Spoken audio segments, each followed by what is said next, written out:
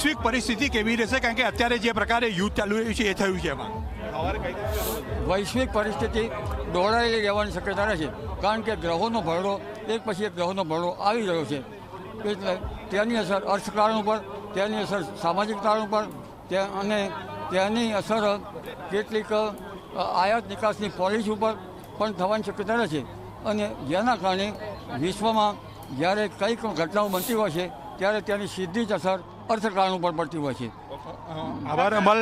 ક્યાંક ને ક્યાંક જોવા જઈએ તો આ પાલતની હોળીનું મહત્વ એટલું છે કે મુખ્યમંત્રી જે છે એમના પુત્ર અનુજ પણ અહીંયા સીધી રીતે આવ્યા છે અને ક્યાંક ને ક્યાંક દર્શન કરીને પોતાના કષ્ટો દૂર થાય એવી ભાવના સાથે જે હજારો ભક્તો આવ્યા છે એમાં તેઓનો પણ સમાવેશ થાય છે. ફાલ્ગુની એટલે એવું ચોક્કસ કહી શકાય કે પાલતની ઐતિહાસિક હોળી છે, એનું મહત્વ છે અને અત્યારે એ મહત્વ જે છે એ અંતર્ગત ભક્તો હજારોની સંખ્યામાં ઉમટી પડ્યા છે. જી ફાલ્ગુની. હિતલ, આપ